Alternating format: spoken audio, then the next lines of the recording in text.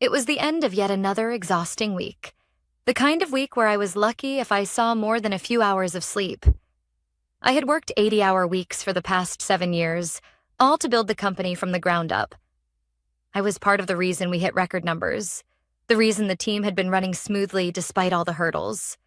So when the email from the CEO, Michael Bennett, appeared in my inbox with the subject line, "Dinner invitation, a discussion about the future," my first reaction was confusion.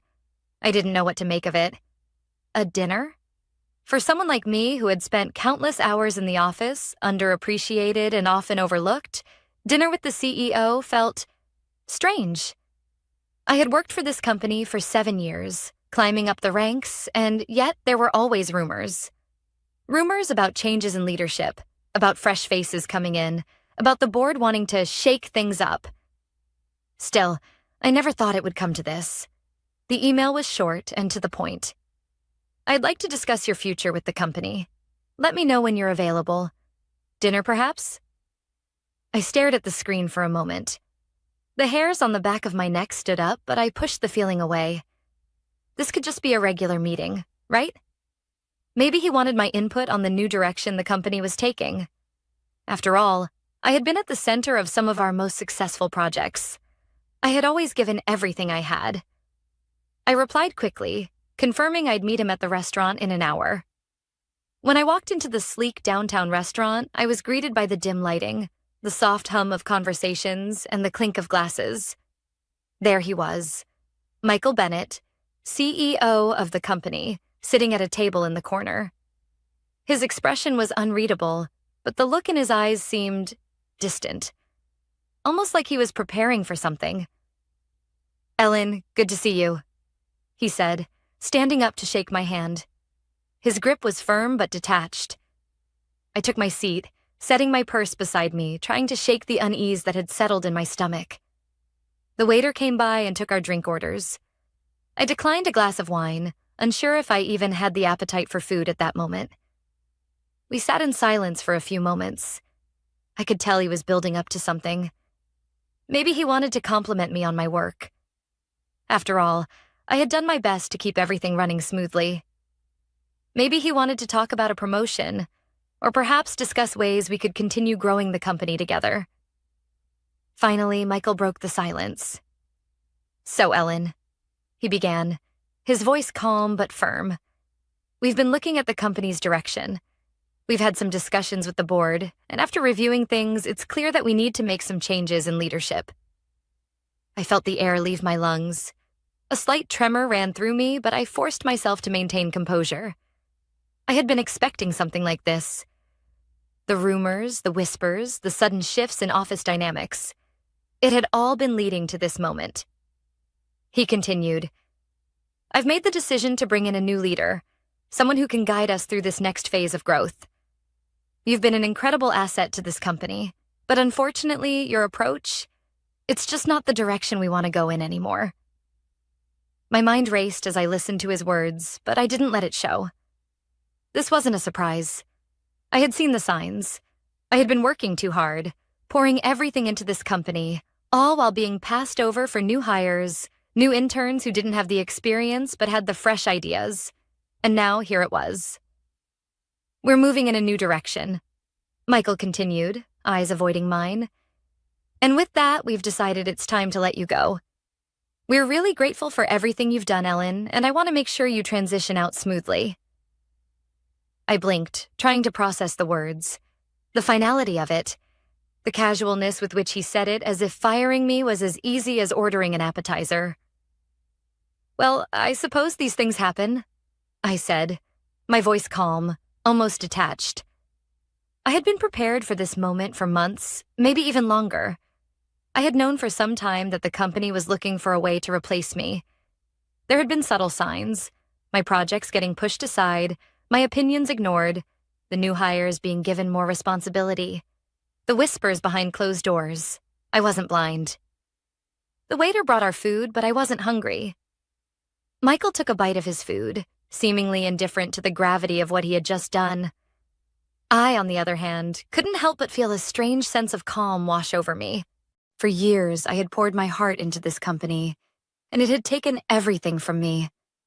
Now, here I was, sitting across from the man who had just decided my fate. But what he didn't know, what no one knew, was that I had already made plans. I had already reached out to our biggest client, Tech Global, and they were offering me a position, a high-ranking role, a role that would allow me to take control of their operations. And when I was offered that position, I knew exactly what I would do. Michael smiled, as if this was some sort of victory for him. So, we'll have everything wrapped up by the end of the week. You'll get your severance, of course. I nodded, my mind already a few steps ahead. I'll make sure everything's in order, I said, maintaining my composure. I wasn't going to fight it. There was no need to protest, no need to make a scene. I had already won, and Michael had no idea. The following days passed in a haze. After Michael's dinner invitation, I spent the next 48 hours tying up loose ends, as if preparing for a departure I had already accepted. I didn't feel anger, betrayal, or sadness. Instead, there was this strange calm. It was the calm of someone who had been playing a game for far too long and had finally won. But this wasn't about winning for the sake of ego. This was about control. Control over my life, my future, and the choices I had made. I packed my office with the precision of a strategist. I kept things simple. A few framed photos of my team, a few trinkets from long-forgotten conferences, and the leather-bound planner where I had documented everything I had ever done for this company. I didn't need reminders of what I had built. I had carried it all with me, quietly biding my time. By the end of the week, I was sitting in my car outside Tech Global's headquarters. The offer was official. I had signed the papers the night after Michael had let me go. They were ready for me to join their leadership team, to take the reins of the very department that I had once built from the ground up at my old company. It was everything I had worked for, everything I had wanted, without the politics, without the constant undermining. Tech Global had recognized my worth long before I had been fired, and now they were offering me a chance to prove it. I sat in the car, letting the weight of the moment settle in. In less than a week, I would be in charge. The reality of it was almost surreal, but it was also exactly what I needed. It was the perfect opportunity to finally take control of my own destiny, one that I had been denied for far too long. When I walked into Tech Global's office the following Monday, the atmosphere was different. The energy felt fresh, promising. It was the feeling I had once had when I first started my career, like anything was possible. I was introduced to the leadership team, most of whom seemed to have heard of me. Their enthusiasm was palpable. They had been watching me for years, waiting for the right time to extend the offer. The new role wasn't just about managing operations, it was about reshaping their entire approach. Tech Global wanted to dominate the market, and they wanted someone who knew how to build solid foundations while maintaining the flexibility to scale quickly. It was a challenge I was more than ready for, but there was something else on my mind. Something I had been working on silently in the background.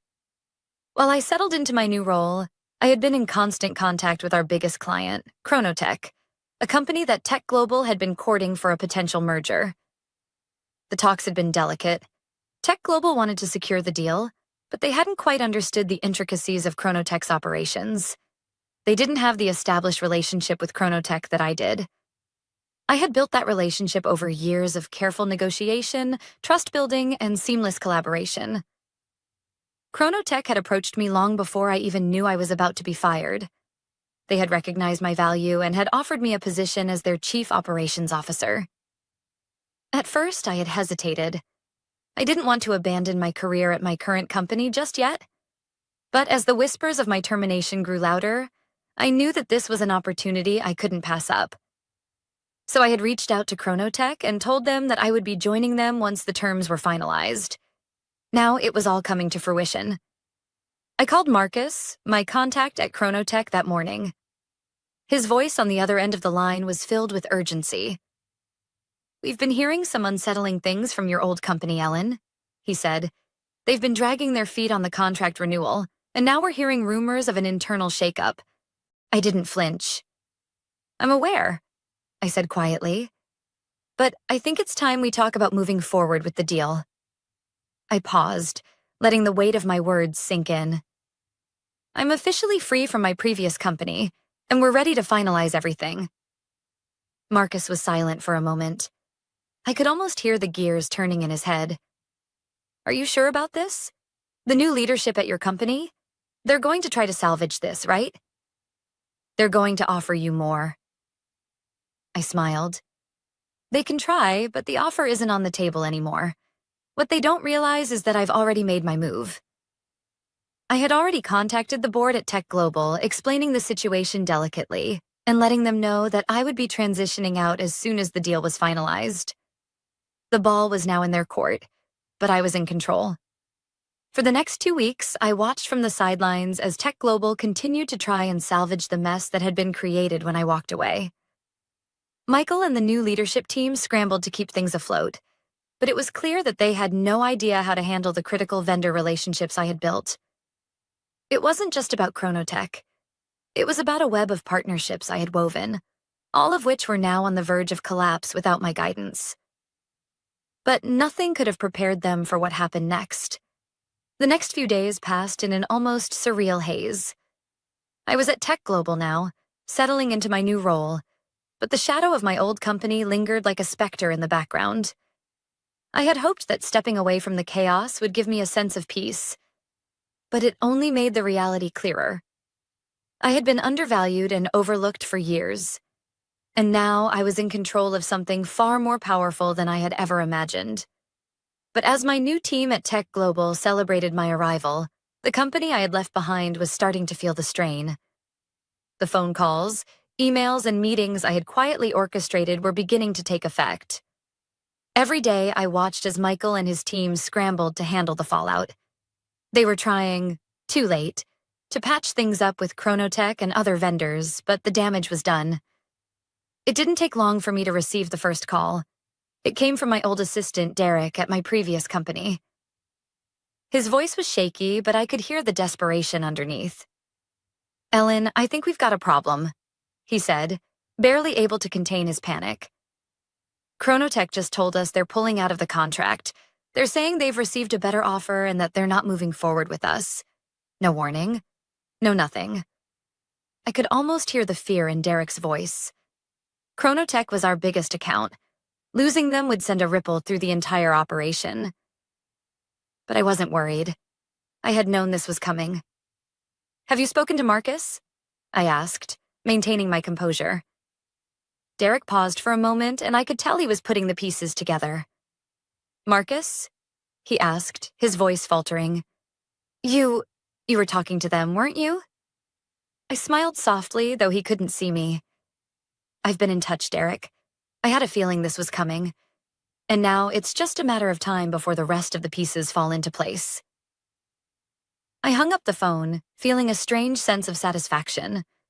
I had done what needed to be done. The contracts were already in motion. The deal I had set up with Chronotech was official, and the terms had already been agreed upon. The shift in power had happened, and now the company was beginning to feel the consequences of their actions. Meanwhile, back at my old company, I could hear the panic rising. Derek wasn't the only one calling. The emails were flooding in. Vendors, partners, and clients were starting to question the sudden instability. The entire supply chain was beginning to crack.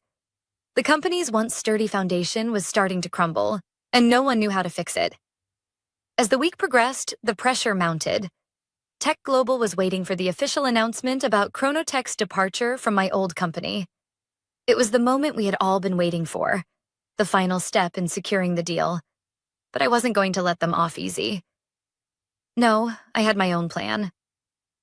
The phone call came on Friday morning. "Ellen," Marcus's voice was tense. "We've just received word from your old company. They're trying to pull some last-minute tricks, offering a counterproposal. They're desperate. We need to decide if we want to accept or walk away." I leaned back in my chair, the cool silence of the office surrounding me. The decision was already made. "Tell them no. They had their chance. It's over." Marcus hesitated. "Are you sure?" I've never seen them panic like this before. I smirked. "Trust me, this is exactly what I wanted." Later that day, the emails started to come through. First, it was an internal memo from Michael, apologizing to the team for the abrupt changes and the loss of key clients. Then, the public statement hit. The company was in damage control mode, trying to spin the situation in their favor. But the words were hollow. It was too late. Tech Global's client base had already begun to grow exponentially. The deal with Chronotech was only the beginning. I was already fielding calls from other companies that had been waiting for the right opportunity to jump ship. And with every new contract signed, the hole my old company had dug for itself grew deeper. By the end of the week, I knew the game was all but over for them. They had tried to replace me, thinking I was expendable. But what they didn't realize was that I had built everything. The contracts, the relationships, the strategy. They couldn't replicate it, not even with all their new interns and fresh faces.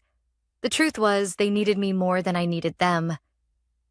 And as I sat back in my new office, watching the whirlwind of activity unfold, I knew this wasn't just about revenge. It wasn't about rubbing their faces in their failure. It was about something deeper. It was about the quiet power of knowing your worth, the power of standing up for yourself when no one else would. I had played the long game, and now it was paying off. I had rebuilt my career from the ground up, and in the process, I had built something stronger than the company I had left behind. Tech Global was mine now. But more than that, my future was in my hands. And I wasn't about to let go of it. 2 weeks had passed since the shockwaves of my departure had hit my old company, and I could feel the world shifting beneath my feet. The initial relief I felt upon walking away from the chaos was starting to fade, replaced by a quiet but persistent unease. Yes, I had secured my future with Tech Global, and yes, I had taken control of the situation with Chronotech. But as the deals rolled in and the deals my old company had taken for granted slipped through their fingers, the reality of it all hit me. I had lost everything I had built. And yet, I hadn't. My phone buzzed, bringing me back to the present.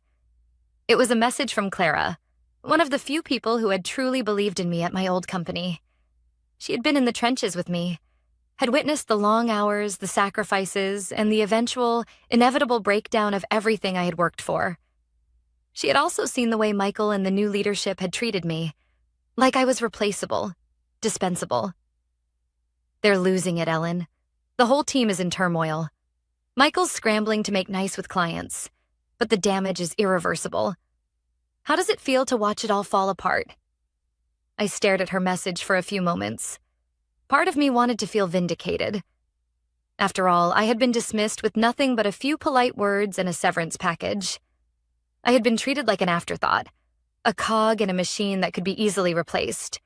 But seeing the aftermath, seeing how everything I had built was unraveling without me, felt different. It didn't feel like victory. It felt like closure. I texted back, "It's not about winning, Clara. It's about moving forward. It's about knowing that what I did had value, even if they never saw it." I leaned back in my chair, letting the quiet hum of the office settle around me. At Tech Global, things were moving at lightning speed. We were scaling faster than I had ever imagined, and with every new partnership, with every new deal, I could see how much I was needed. But that wasn't what was on my mind now. The truth was, I hadn't expected to feel this hollow. I had planned every move meticulously, but the emotional cost of walking away from everything I had known was becoming clearer by the day. I had sacrificed friendships, trust, and loyalty. I had made my peace with it, but now I was wondering if that peace would last. As I sat in the conference room later that afternoon, going over the latest metrics with my team, I couldn't shake the feeling that something was missing. We were growing fast, yes, but I hadn't truly built the kind of company I wanted to lead. Not yet. Ellen, Marcus's voice broke me from my thoughts. He was Tech Global's COO, a no-nonsense kind of guy who never let anything slip by without his notice. He had been instrumental in securing some of our biggest deals, but today his expression was different. Tighter. "We've got a problem." I raised an eyebrow. "What's going on?" "It's your old company," he said, not mincing words. "They're circling back. They're trying to get a meeting with you. Michael's involved. He's asking if you'll come back. They want you to lead their restructuring efforts." I froze. I hadn't expected this. I had assumed that once I left, they'd never look back, that they'd be too busy trying to patch the holes I had left behind to even think about offering me a chance to return. But here it was. They were asking for me. It was an offer I couldn't have imagined 2 weeks ago. I leaned back in my chair, my mind racing. The offer was tempting. I could go back, fix what had been broken, prove to them that they had made the biggest mistake of their lives by letting me go. I could take control of everything, reclaim the legacy they had stripped from me. But at what cost? "No," I said quietly, the answer coming to me before I even realized it. "I'm not going back." Marcus looked at me, surprised. "You sure? This could be the perfect opportunity to fix things, make things right. You were their backbone, Ellen." I shook my head. "It's not my fight anymore. They had their chance. They made their choices. Now I make mine." The words were final. I could feel the weight of them, but there was something freeing about saying them aloud.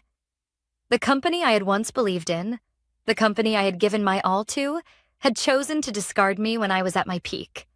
They had chosen to let me go when I was essential to their success. Now they wanted me back, but I had already moved on. I looked out the window, watching as the sun dipped below the skyline. The transition from one chapter to the next wasn't easy, but it was necessary. I had made my mark at my old company, but now I was building something better, something stronger. I was building a team that valued me, that saw my worth, and I was ready to take them all to new heights. But Michael's call, the offer to return, lingered in the back of my mind. It was a reminder of everything I had left behind, and everything I had gained in return. It was a test of my resolve. I could have gone back. I could have taken their offer and shown them that they had made the wrong choice. But I didn't need them to prove my worth anymore. Tech Global was mine now. I wasn't just a cog in their machine anymore. I was the one steering the ship. The phone buzzed again. This time it was a message from Clara. "You did it, Ellen. You built something they could never take from you. Tech Global's about to explode, and they're going to wish they never let you go." I smiled, not because I was reveling in their failure, but because I had learned something invaluable. You don't have to fight back with anger. Sometimes the best revenge is success. The morning after the meeting with Marcus, everything seemed to click into place. The relief I had been expecting after rejecting the offer to return to my old company never came. Instead, there was an overwhelming sense of clarity. I didn't need to go back. The door was closed. Now, I had something better. Control. Tech Global's board had fully backed me since I joined. Their support had been unwavering, and the recent surge in the company's stock price only reinforced the fact that the path I had chosen was the right one. But what really settled in me was the power I had to build something that wasn't just for me, but for the team that had followed me. They had believed in me, and now we were about to make our mark on the industry. Yet even as I marveled at how far we had come, I knew something was missing. There was still a piece left to put into place. The final piece of the puzzle that would secure my new role in the industry and leave no doubt that I had made the right decision. Chronotech. Our relationship had been established long before I left my old company. When I first started at Tech Global, I knew that securing Chronotech as a client would be a game changer. We had already been in talks, but it was clear that my old company had mishandled the relationship. They had taken their success for granted, assuming that loyalty and years of partnership would automatically translate into continued business. But loyalty wasn't enough, and they were about to learn that the hard way. It was time to finish what I had started. I had already spoken to Marcus about moving forward with the deal. Everything had been put in place, but there was one more step. I needed to speak with Chronotech's leadership directly. The call was set for 2 p.m. that afternoon. I walked into the conference room, feeling the familiar weight of anticipation.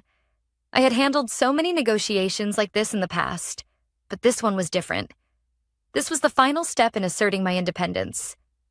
This was my chance to show Chronotech just how much value I could bring to their operations, and in turn, show the world just how much value I had been offering all along. When the call connected, I was greeted by the familiar face of Marcus, and beside him, the CEO of Chronotech, Peter Caldwell. He looked every bit the part, polished, confident, and a little weary, as if he had been through the motions of these calls too many times before. "Ellen, good to see you again," Peter said, his voice warm but measured. "Likewise, Peter. I hope everything is going well on your side," I replied, leaning forward with a smile. "Things are moving fast here," Peter said. "We're really excited about the future. Your proposal has been carefully reviewed, and we're ready to move forward." I could feel the power shift. It was subtle, but it was there. Tech Global was now on the verge of locking in a deal with Chronotech that would not only position us as a key player in the tech industry, but it would also solidify my position in the company. This wasn't just about the financials. This was about establishing Tech Global as the true leader in innovation, and I was the one driving that vision. "We're ready to discuss the terms of the partnership," I said, focusing on the objective. "But before we do, I think it's important to ensure we're aligned on our goals moving forward." Peter nodded. "Absolutely. We've been watching your growth at Tech Global. It's clear that you have a vision, and that's exactly what we need in a partner." "We both know how critical Chronotech is to Tech Global's next phase," I replied. "That's why I've taken the necessary steps to ensure this partnership is one we can both depend on. The terms are more than fair, and we're ready to make it official." I wasn't exaggerating. Chronotech's proprietary technology was integral to Tech Global's upcoming AI-powered operations hub. Without it, we would be looking at a long road ahead, with setbacks that could delay everything by months. But with this deal, we had the power to move forward immediately. And it wasn't just about the software. It was about aligning our brands, our goals, and our values. After a few more minutes of discussion, we had hammered out the final details. Chronotech was on board, and the deal was ready to be finalized. The tension that had been building between the two companies over the past few months had melted away. "We'll send over the contracts for signatures later today," Peter said, his tone firm. "This is going to be a great partnership, Ellen." "Looking forward to it," I said, keeping my voice steady, though inside I could feel the weight of the moment. This wasn't just another deal. This was the culmination of everything I had worked for, proving to myself, to Tech Global, and to everyone who had ever doubted me that I was worth more than I had been given. The call ended, and I sat back in my chair, letting the realization wash over me. This was it. This was the moment I had been waiting for. The final piece had fallen into place. And as I looked out the window at the bustling city below, I knew that my journey was just beginning. But even as I prepared for the next steps, I couldn't shake the feeling that Michael, my old CEO, was still watching from the sidelines. He had fired me. He had thought he could replace me. But what he didn't realize was that I had been the one holding the company together. And now, as Chronotech's new partner, I had positioned myself to be the one to shape the future of the industry. The weeks that followed were a whirlwind. Tech Global was on the rise, and my role in securing the partnership with Chronotech had cemented my place as one of the most powerful people in the company. The growth was undeniable.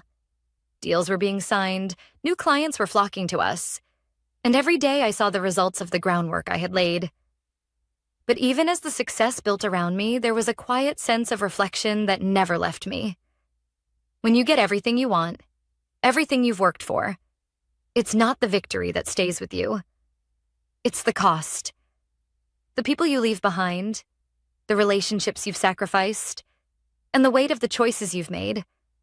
I had risen, and I had done it on my terms. But now, as I stood in my office, looking out over the city skyline, the question I had been avoiding was finally pushing its way to the forefront of my mind. Was it worth it? The phone rang, snapping me out of my thoughts. It was Clara. "Ellen, you're not going to believe this," she said, her voice urgent. "I just heard from Derek. They're officially announcing Michael's exit from the company." I froze, the words hitting me like a punch to the gut. Michael, the man who had fired me in that cold, dismissive dinner, was being removed from his position. The very man who had thought he could discard me like an old file was now being shown the door. "Does it surprise you?" I asked, trying to keep my tone steady. "I don't know," Clara said. "Maybe not. But it's the way it happened that's interesting." The board pulled the trigger. And you know why? It's not just the Chronotech deal. It's the fact that he couldn't keep the company afloat. The vendors are dropping off, the financials are in the red, and everyone's pointing to him as the cause. I leaned back in my chair, feeling the weight of it all. I had spent so long focusing on building my own future that I hadn't thought much about the fallout. But as I looked at the news unfolding before me, I couldn't help but feel a sense of vindication. Michael had underestimated me. He had underestimated my ability to not only survive, but to thrive. Still, the feeling was not as sweet as I imagined. There was no triumph in watching someone else fail, no satisfaction in their downfall.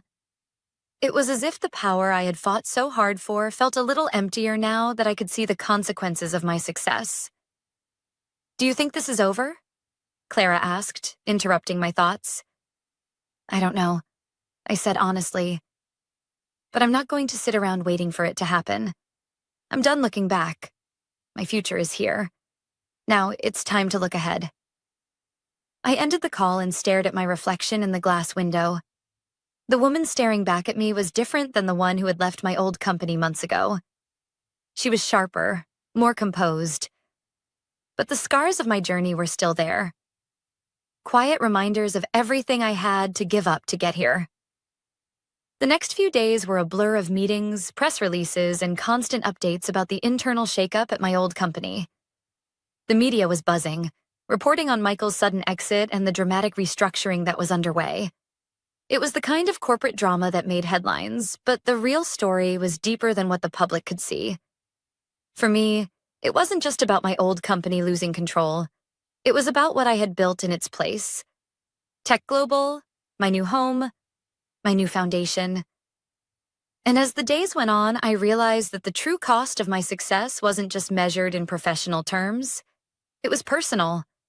At the end of the week, as I prepared to board a flight to a global conference where I would be presenting Tech Global's new vision to industry leaders, I got a message from Michelle, our legal advisor at Tech Global. It was a formal email from the board of directors at my old company. "Dear Ellen, we regret to inform you that we have reconsidered your previous offer to return. We acknowledge the value of your contributions to the company and would like to apologize for the manner in which your departure was handled. We would be honored to discuss the possibility of your future involvement with us. Sincerely, the board." I couldn't help but laugh at the irony.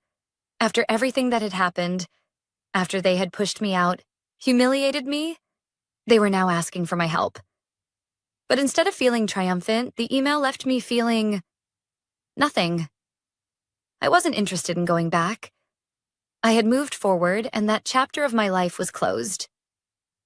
I was no longer seeking validation from a company that had once been my entire world.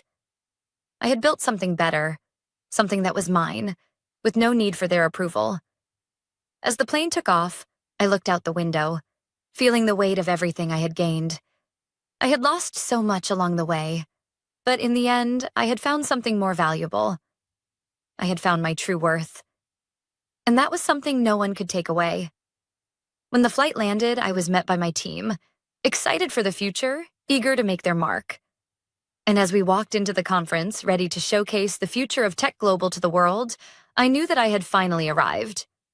Not as a product of my past company, but as the creator of something new. I didn't need them to define me anymore. I was defining myself.